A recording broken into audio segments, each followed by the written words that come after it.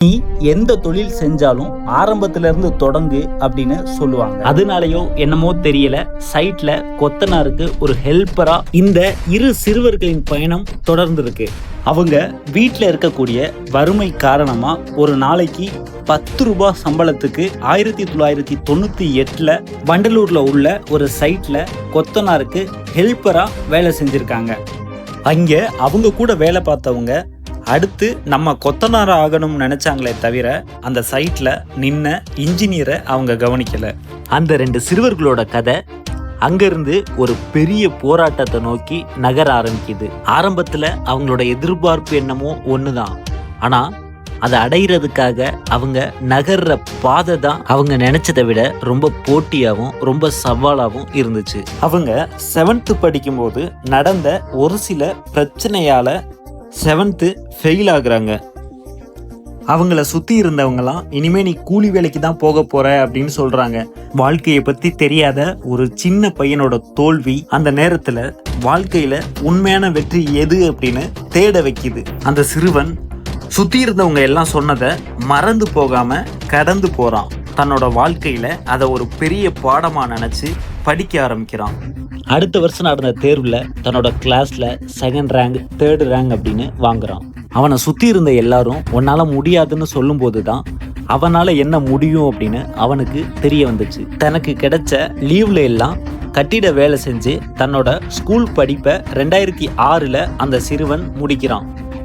சின்ன வயசுல இருந்து தான் ஆசைப்பட்ட மாதிரி சிவில் இன்ஜினியர் ஆகுறதுக்காக தான் அப்பா கிட்ட போயிட்டு காலேஜ் சேர்றதுக்காக பணம் கேட்குறான் அந்த சிறுவன்.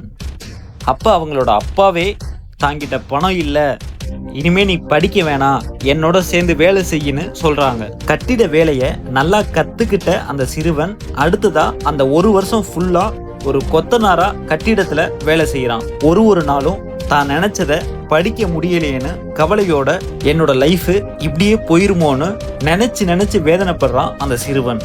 எல்லாருக்கும் கிடைக்கிற மாதிரி ரொம்ப ஈஸியா அந்த இளைஞர்களுக்கு இன்ஜினியரிங் சீட்டு கிடைக்கல. தான் 1 வருஷமா சைட்ல வேலை செஞ்ச பணத்தாலையும் தன்னோட பிடிவாதத்தாலையும் கிட்டத்தட்ட 1 வருஷத்துக்கு அப்புறம் அந்த இளைஞர் ஆசைப்பட்ட மாதிரி சிவில் இன்ஜினியரா படிக்க ஆரம்பிக்கிறாங்க. படிக்கும்போது அவங்களோட முழு கவனமும் படிப்பில் மட்டும்தான் இருந்துச்சு. ஏன்னா இன்ஜினியரிங் படிக்கணுங்கிறது வெறும் ஆசை மட்டும் கிடையாது, அது அவங்க வாழ்க்கையில் அவங்க அடையணும்னு நினச்ச மிகப்பெரிய கனவு, லட்சியம்.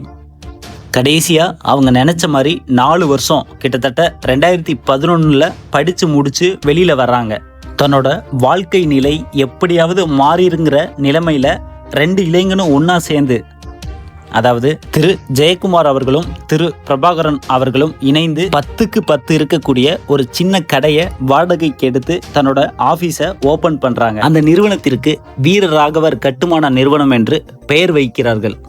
அவங்க 2012 என்னதான் ஆபீஸ் ஓபன் பண்ணியிருந்தாலுமே கிட்டத்தட்ட 6 மாசத்துக்கும் மேல அவங்க அந்த ஆபீஸ்க்கு வாடகை மட்டும்தான் கட்டிட்டு இருந்திருக்காங்க.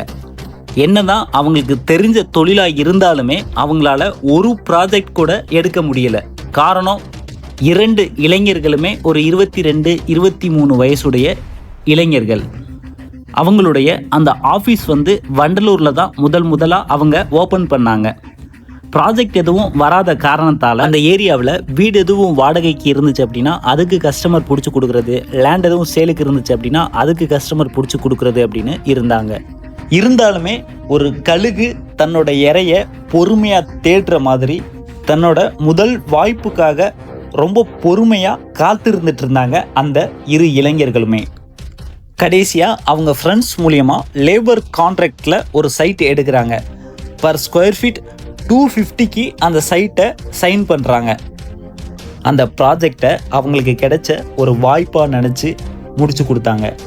இருந்தாலுமே அந்த ப்ராஜெக்ட் மூலியமா அவங்களுக்கு எந்த ஒரு லாபமும் கிடைக்கல. அவங்களுக்கு வீடு கட்டும்போது செய்யக்கூடிய வேலையில் 8 வருஷத்துக்கு மேலே அனுபவம் இருந்தாலுமே தொழிலில் என்ன பண்ணணும் அப்படிங்கிற அனுபவம் இல்லை. அதுக்கப்புறம் அந்த இளைஞர்கள் யோசிச்சு ஒரு முடிவு எடுக்கிறாங்க. அவங்க அப்போ இருந்த ஏரியாவை சுற்றி செய்தித்தாள் கொடுக்குறவங்கள வச்சு ஒரு செய்தித்தாளுக்கு நடுவுலையும் இவங்க கம்பெனியோட நோட்டீஸை வச்சு கொடுக்க முடிவு பண்ணாங்க. அவங்களோட ஏரியாவில் எங்கே செய்தித்தாள் வரும்னு தெரிஞ்சுக்கிட்டு டெய்லி அதிகாலையில் போயிட்டு ஒரு செய்தித்தாளுக்கும் நடுவில் இவங்க கம்பெனியோட நோட்டீஸை வச்சு கொடுத்துருக்காங்க. அந்த நோட்டீஸை செய்தித்தாளுக்குள்ளேருந்து எடுத்து படித்த ஒரு சிலர் அவங்கள நேரில் கூப்பிடுறாங்க. ரொம்ப சின்ன பசங்களா இருக்கவும் இவங்களால இதை கண்டிப்பா பண்ணி கொடுக்க முடியாதுன்னு அவங்களே முடிவெடுத்து ஒரு சில பேர் வீட்டுக்குள்ள கூட உட்கார வச்சு பேசாம வெளியிலேயே நிப்பாட்டி பேசி அனுப்புறாங்க. ஒரு சில பேர் அவங்க என்ன மாதிரி ட்ரெஸ் பண்ணியிருக்காங்க, என்ன மாதிரி வர்றாங்க அப்படின்னு பார்க்குறாங்களே தவிர அவங்க கிட்ட இருக்க திறமைய யாரும் பார்க்கல. வெறும் பணம் சம்பாதிக்கிறதுக்காகவும் பேர் சம்பாதிக்கிறதுக்காக மட்டும் இந்த தொழிலை அவங்க ஸ்டார்ட் பண்ணியிருந்தா அப்பவே விட்டுட்டு போயிருப்பாங்க. கிட்டத்தட்ட 10 வருஷத்துக்கு முன்னாடி கூலி வேலை பார்க்கும்போது அவங்க கவனிச்சது அங்க இருந்த இன்ஜினியர் தான். அவங்க அந்த சைட்ல ஒரு நாளும் வேலை பார்க்கும்போது இன்ஜினியர் ஆகணும்னு நினைச்சு வேலை பார்த்துருக்காங்க. அவங்க செய்தித்தாளில் வச்சு கொடுத்த அந்த நோட்டீஸ் பார்த்துட்டு ஒரு ஃபோன் வருது. அந்த ஃபோன் காலை ஃபாலோ பண்ணி போகும்போது தண்டையார்பேட்டையில் கிட்டத்தட்ட 6000 ஸ்கொயர் ஃபீட்டில் ஒரு ப்ராஜெக்ட் சைன் ஆகுது. அந்த ப்ராஜெக்டை அவங்க 1350 ரூபாய் பர் ஸ்கொயர் ஃபீட் ரேட்டில் கட்ட ஸ்டார்ட் பண்ணுறாங்க. அவங்க எதிர்பார்த்த மாதிரி அந்த ப்ராஜெக்டை சக்ஸஸ்ஃபுல்லாக கம்ப்ளீட் பண்ணுறாங்க. அவங்க மேலே இருந்த தடையெல்லாம் ஒன்றொன்னா அவங்களே உடைச்செறிகிறாங்க. அவங்கள சுற்றி வேடிக்கை பார்த்தவங்க, அவங்கள சுற்றி கேள்வி கேட்டவங்க எல்லாம் அந்த ப்ராஜெக்டை பார்த்து வாயடைச்சு போகிறாங்க. வாய்ப்புக்காக காத்திருந்த அந்த 2 இளைஞர்களும் அவங்க எதிர்பார்ப்புக்கு ஏற்ற மாதிரி அந்த வீட்டை கட்டி முடிக்கிறாங்க.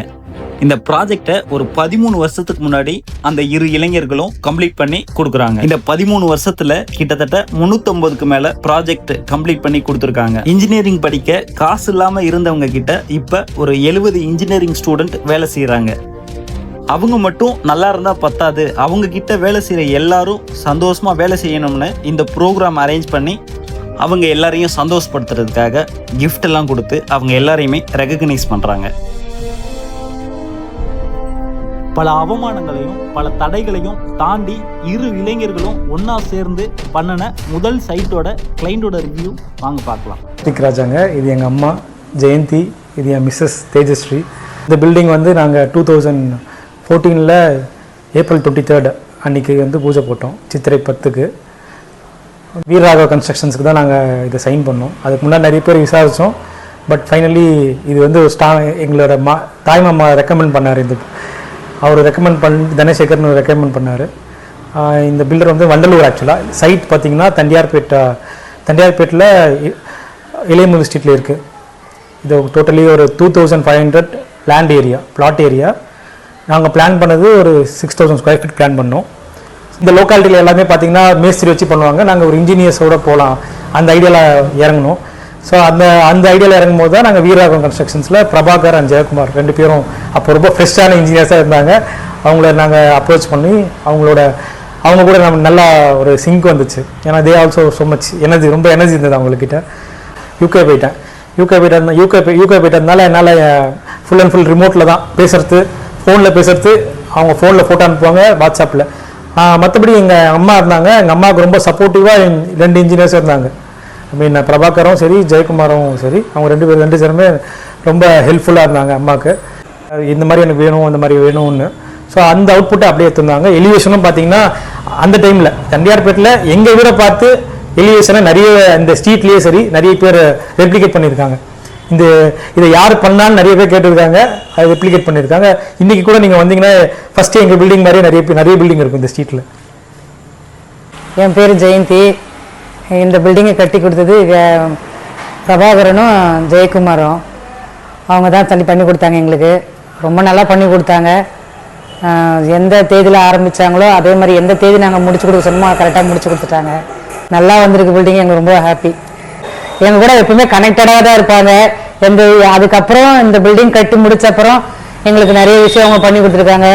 நிறைய எந்த ஒர்க்காக இருந்தாலும் அவங்க தான் எங்களுக்கு பண்ணி கொடுப்பாங்க. இப்போ ஒரு இது நான் போயிட்டுருக்குது எங்களுக்கு கன்ஸ்ட்ரக்ஷன் ஒர்க்கு, அவங்க தான் பண்ணி கொடுக்குறாங்க. அதனால் ரொம்ப நம்பிக்கையானவங்க. எங்களுக்கு ஒரு ஃபேமிலியில் ஒருத்தர் மாதிரி அவங்க எல்லா விஷயத்துக்கும் அவங்க நடத்தி கொடுக்குறதுக்கு. அதனால் பில்டிங் ரொம்ப நல்லா பண்ணதால அடுத்த வேலை அப்படின்னு எல்லாமே அவங்கள தவிர நாங்கள் வெளியில் போகிறதில்ல. அந்த மாதிரி பண்ணி கொடுக்குறாங்க எங்களுக்கு அவங்க. ஜெயக்குமார் சாரும் வந்து கரெக்டாக சைட்டில் சொன்ன மாதிரி காலையில் வந்து நின்றுடுவாங்க. நைட் வரைக்கும் ஒர்க்கு முடிகிற வரைக்கும் கிட்டே இருப்பாங்க. அதுக்கப்புறம் எல்லாத்துக்கிட்டே இருந்து பார்த்துக்கிட்டு ரொம்ப சப்போர்ட்டிவாக ரொம்ப நல்லா பண்ணி கொடுத்தாங்க.